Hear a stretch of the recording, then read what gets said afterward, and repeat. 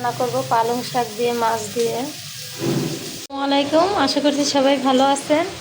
আজকে আমি রান্না করব পালং শাক দিয়ে এই মাছ দিয়ে চচ্চড়ি করব। পালং শাক রান্নার জন্য মশলাটা আমি ভালোভাবে কষিয়ে নিতেছি।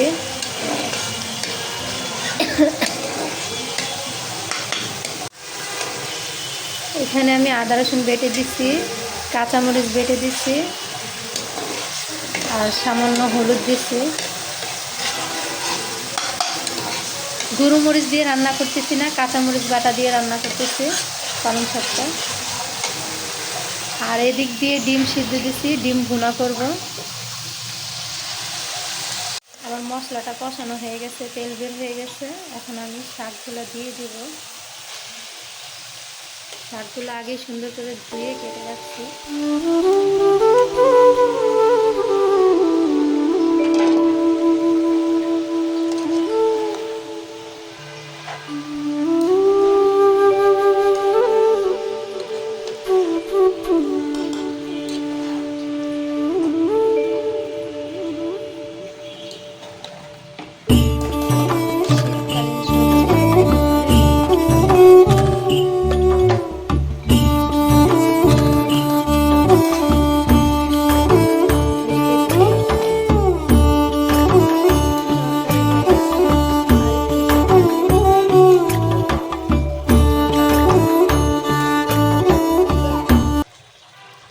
দেখেন এই যে কোলে উঠে বসে আছে, তাকে নিয়ে আবার রান্না বান্না করতে হয়, সব কাজ করতে হয়।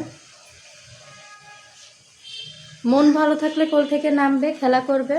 আর যদি মন একটু খারাপ হয় তার, সেদিন আর কোল থেকে নামবে না, তার কোলে নিয়ে সব কাজ করতে হবে, তাই না? করবো না, নামো। খাবা না তুমি? রান্না করবো না আম্মু?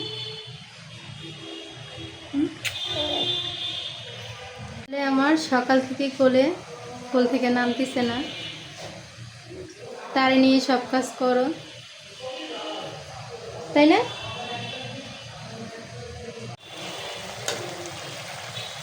ঝোলটা টানছে, আর একটু টানলে উঠায় ফেলবে, ঝোল রাখবো না।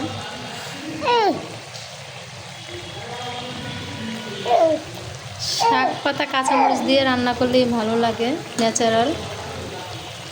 গুঁড়ো মরিচের থেকে কাঁচামরিচ স্বাস্থ্যসম্মত মনে করি আমি, এজন্য আমি কাঁচামরিচ দিয়ে রান্না করি।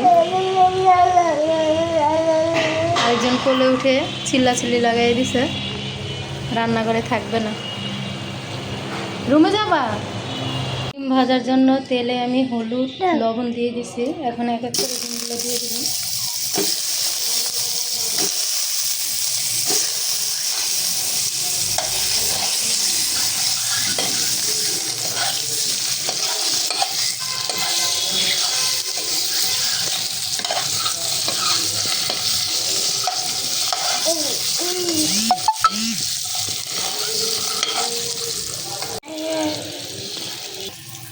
ছেলে আমার সারাদিন মায়ের কোলে ব্যস্ততম সময় কাটিয়ে এখন ঘুমাচ্ছে।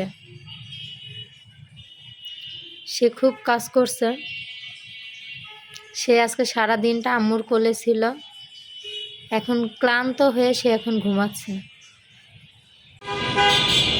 আজকে অনেক কাপড় ধোয়া পড়ছে, এই যে কাপড়গুলো মেলে দিছি।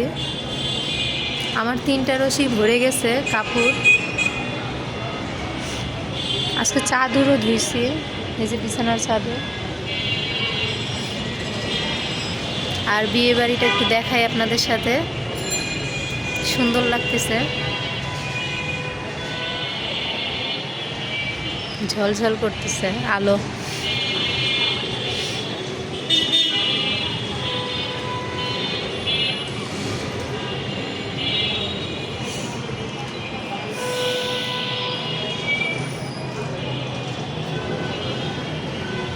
তিনটা রশি আমার ভরে গেছে কাপড়ে।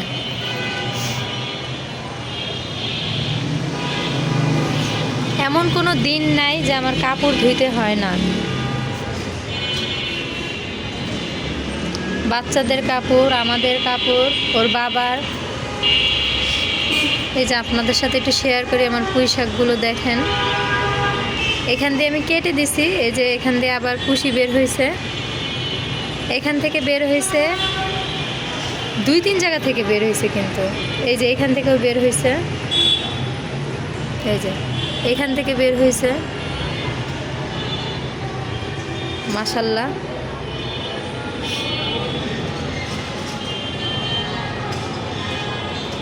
আজকের ভিডিওটা এখানেই শেষ করছি।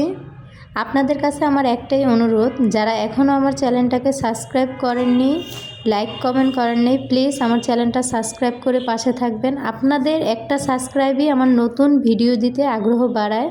সবাই ভালো থাকবেন, সুস্থ থাকবেন। আল্লাহ হাফেজ। বাবার ঘুম শেষ, ঘুম থেকে উঠে গেছে, এখন কোলে সে বসে আছে।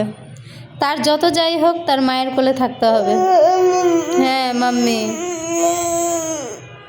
তাই তো।